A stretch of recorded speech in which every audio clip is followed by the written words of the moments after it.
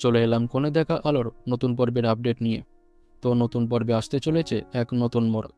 লাজু ও অনুভবকে ঘিরে তৈরি হওয়া পরিস্থিতি এবার পৌঁছে যাবে অনুভবের মায়ের কাছেও।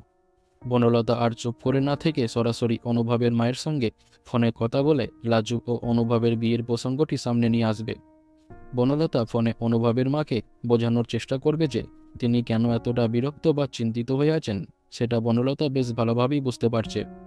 এরপর সে লাজুকে নিয়ে এমন কিছু কথা বলবে যা শুনে অনুভবের মায়ের রাগ আরও বেড়ে যাবে।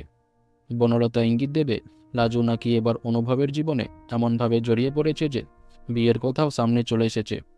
শুধু তাই নয়, বনলতা মনে করিয়ে দেবে যে সুদেবের সঙ্গে লাজুর সম্পর্কেরও ইতিমধ্যে ইতি ঘটেছে। ফলে এবার লাজুকে নিয়ে নতুন করে আলোচনা শুরু হওয়াটা যেন আরও স্বাভাবিক হয়ে উঠেছে। কিন্তু বনলতার কথার ধরন মোটেও সহজভাবে নেবেন না অনুভবের মা। বিশেষ করে লাজুর পরিবার ও তার গ্রামের পরিচয় নিয়ে বনলতা যখন অবমাননাকর মন্তব্য করতে থাকবে, তখন পরিস্থিতি আরও উত্তপ্ত হয়ে উঠবে। বনলতার এই কথাগুলো অনুভবের মায়ের মনে যে গভীর প্রভাব ফেলবে তা বলাই যায়।